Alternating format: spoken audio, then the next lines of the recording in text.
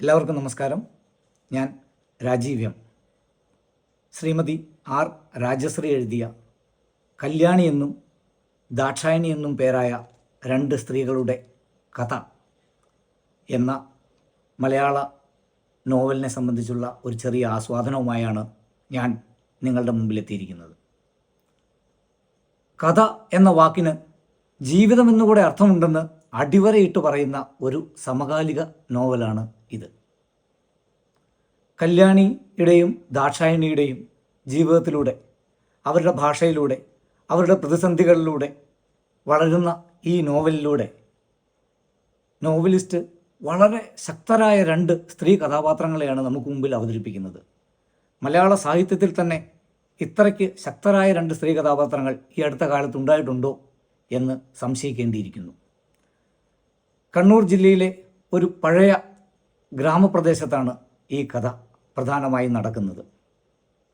അവിടെയുള്ള രണ്ട് സാധാരണക്കാരിൽ സാധാരണക്കാരായ സ്ത്രീകൾ, കല്യാണി, ദാക്ഷായണി, ഇവരുടെ ജീവിതത്തിലെ വിവിധങ്ങളായ സംഭവ വികാസങ്ങളിലൂടെയാണ് ഈ കഥ മുന്നോട്ട് പോകുന്നത്.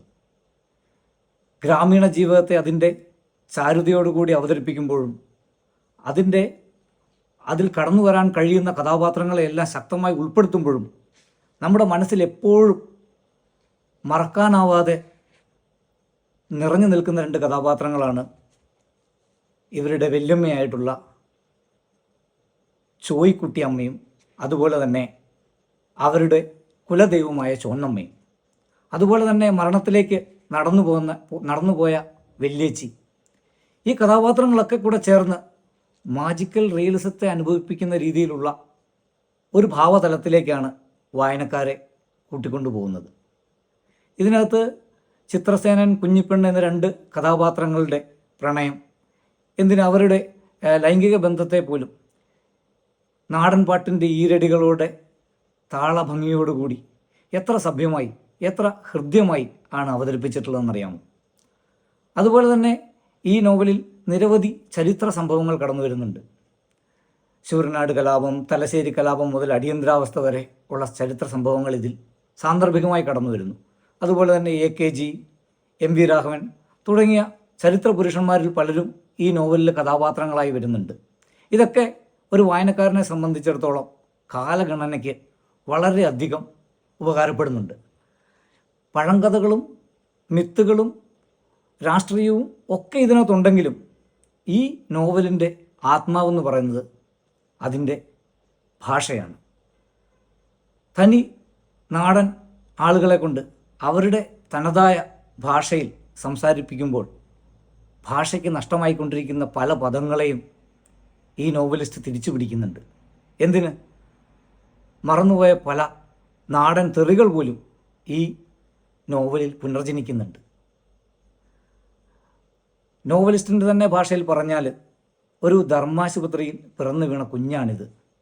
കാരണം ഇത് ആദ്യമായി പ്രസിദ്ധീകരിക്കുന്നത് ഫേസ്ബുക്കിൽ ഖണ്ഡശയായിട്ടാണ്. ആ കാലഘട്ടത്തിൽ തന്നെ നിരവധി ചർച്ചകൾക്കും നിരവധി വിമർശനങ്ങൾക്കും പ്രോത്സാഹനങ്ങൾക്കും ഒക്കെ പാത്രീഭവിച്ച ഒരു നോവലായിരുന്നു ഇത്. തുടർന്ന് മാതൃഭൂമി ബുക്സ് ഇതൊരു പുസ്തക രൂപത്തിൽ പുറത്തിറക്കി കഴിഞ്ഞപ്പോൾ അഭൂതപൂർവമായ ഒരു സ്വീകരണമാണ് മലയാളി സാഹിത്യപ്രേമികളിൽ നിന്നും ഉണ്ടായത്. ഇതിനോടകം തന്നെ 40,000-ലേറെ പുസ്തകങ്ങൾ വിറ്റഴിഞ്ഞ് 25-ലേറെ പതിപ്പുകളുമായി കല്യാണിയും ദാക്ഷായണിയും നമ്മുടെ മുമ്പിലുണ്ട്. അവരെ കൂടുതൽ അറിയണമെങ്കിൽ, അവരുടെ ഭാഷയുടെ ആ ചാരുത മനസ്സിലാക്കണമെങ്കിൽ ഈ നോവലിലൂടെ കടന്നു പോവുക തന്നെ ചെയ്യണം. നീ ജാസ്തി തുമ്മാര് പറയണ്ടപ്പാ, ഇത് അവർ തന്നെയാണ്, ആ തുള്ളിച്ചുകൾ കല്യാണിയും ദാക്ഷായണിയും. ഇനിയും കൂടുതൽ പറഞ്ഞാൽ അവരെൻ്റെ കഥ കഴിക്കും. ഞാൻ നിർത്തുന്നു. നന്ദി, നമസ്കാരം.